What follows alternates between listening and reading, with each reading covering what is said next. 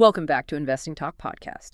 Today we're looking at MP Materials. As usual, before we start, subscribe, like, and comment to this video to support the show. And if there's a specific company you want us to look into, leave it in the comments below.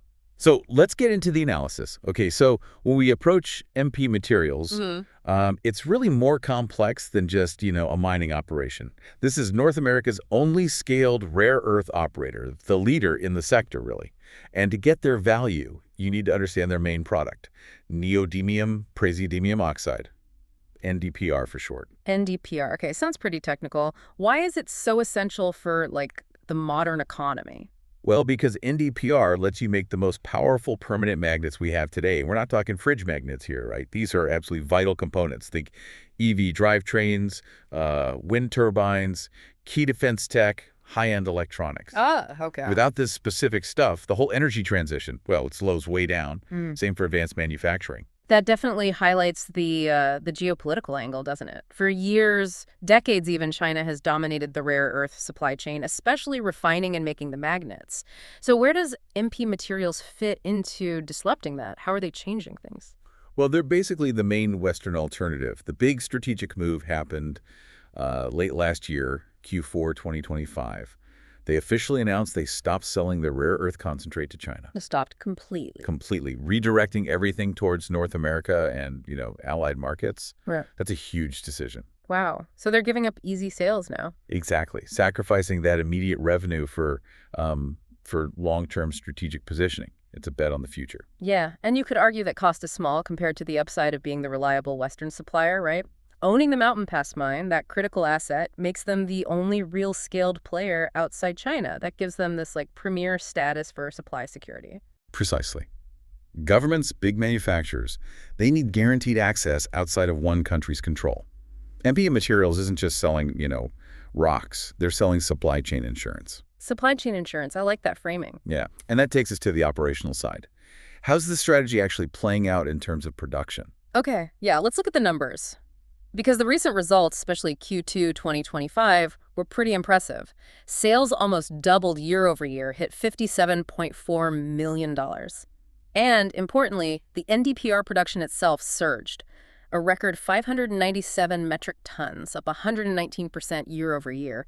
That suggests they're getting more efficient. It does suggest that, and those efficiency gains matter a lot because they're ramping up their own processing. They're moving towards higher value stuff, like separation and magnet production, not just selling the raw concentrate. The goal is better margins per ton, Right, moving up the value chain. But we should add a note of caution. Q3 wasn't quite as strong. Revenue dropped from Q2 down to $31.6 million. Now, management said it was just shipment timing and getting the new magnet sales facilities going. But as an investor, seeing that sequential drop, how much weight do we give that explanation? Is it just timing, or could it hint at problems with the ramp up? That's complex stuff. That really is the core challenge for investors right now, isn't it? If they were just selling concentrate, a drop like that would be a major red flag. But because they're shifting the product mix from lower margin concentrate to these higher margin finished magnets, shipment timing can be lumpy. It's plausible. Okay. So for now, we give them the benefit of the doubt.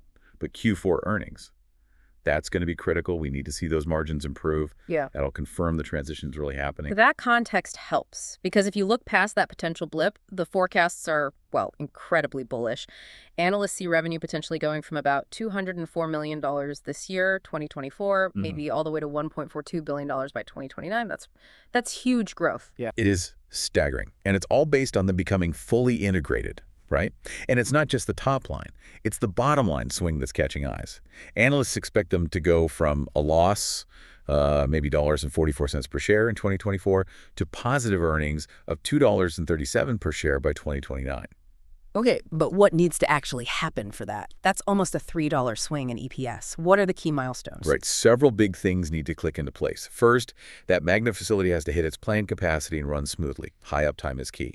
Second, rare earth prices, NdPr specifically, need to stay strong, or at least stable. That supports the margins. And third, those big offtake agreements, we'll get to those, they need to start bringing in serious, steady revenue in the next, say, 12, 18 months, turning those big investments into actual profit. Makes sense. What's encouraging on that front, though, is their balance sheet. It looks solid, low net debt, good liquidity. They seem to be funding this massive expansion, mostly through committed capital, not loading up on debt, which is good. That financial stability underpins their strategic moat, right? Yeah. Which is where the story gets really compelling. It's not just the mine anymore. No, it's the integration. That's the key. Yeah.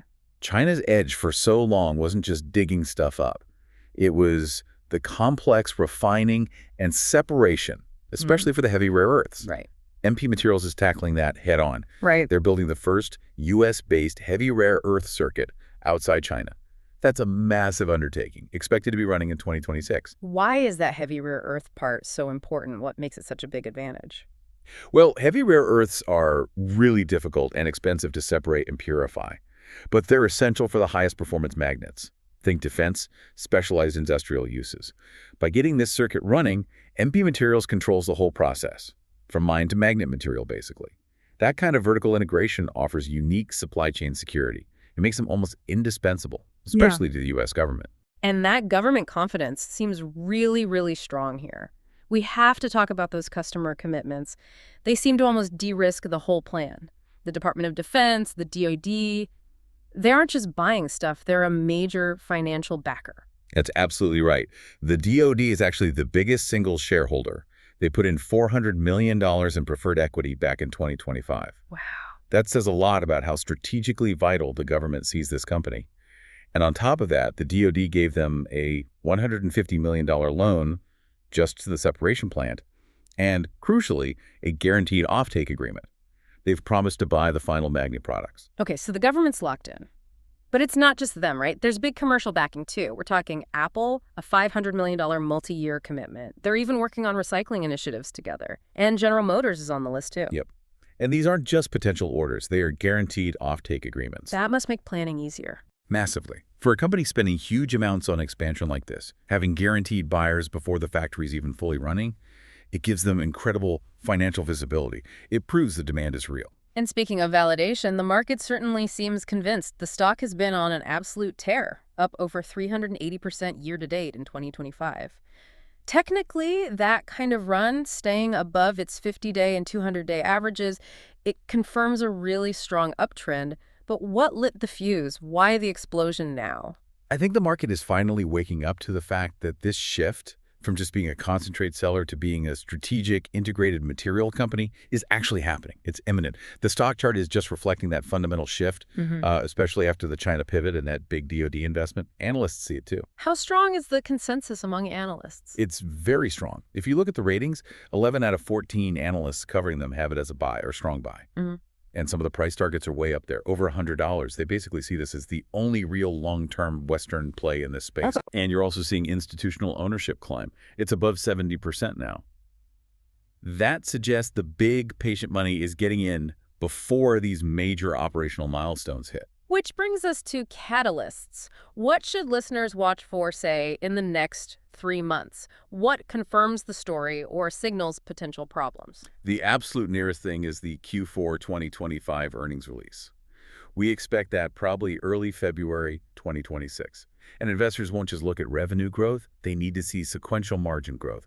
That comes from the new magnet facilities starting up. Right, proof that the higher value products are actually boosting profitability. Exactly. Clear evidence that the shift away from just selling concentrate is working financially. That ramp up needs to be on track. Okay, what else besides the earnings report? We need to see the financial impact of those big contracts start showing up, specifically the DoD offtake for the magnet plan and hitting milestones for that Apple revenue. Management has indicated those revenue streams are coming soon. Seeing them on the income statement would be a huge confidence booster, proof they can execute on the downstream part. But, we have to keep a balanced view here, especially with these huge growth expectations baked in. The excitement needs to be balanced with the risks, and risk number one is definitely execution risk. That seems logical. Building these complex facilities, separation magnets from scratch in the U.S., where it hasn't been done at scale in ages, that sounds incredibly challenging. What does execution risk look like specifically? It looks like delays, technical problems, cost overruns, or maybe not meeting the exact demanding specifications required by Apple or the DoD.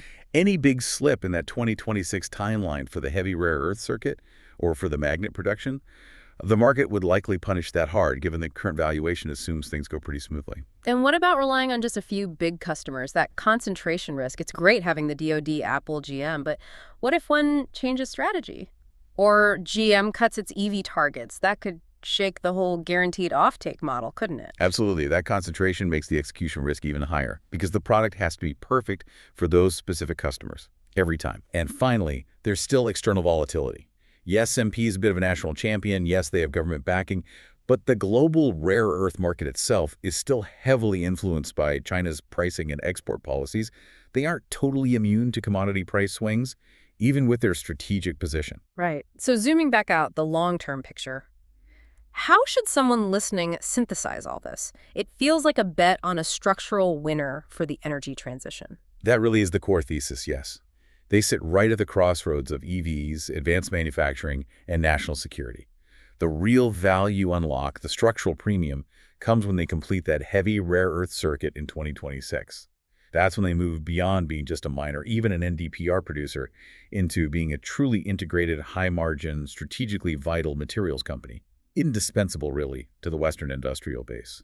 So summing up the investment case, you've got sector dominance, really rapid projected earnings growth, that unique government and blue chip backing, and growing institutional support buying in. And if you think about the bigger picture, the key challenge for investors is balancing that huge long-term strategic potential against the very real short-term hurdles of actually building and running these complex facilities. Ultimately, the company's success hinges on turning that strategic potential, which everyone can see now, into actual consistent profits over the next year or so. That's the transition we need to watch.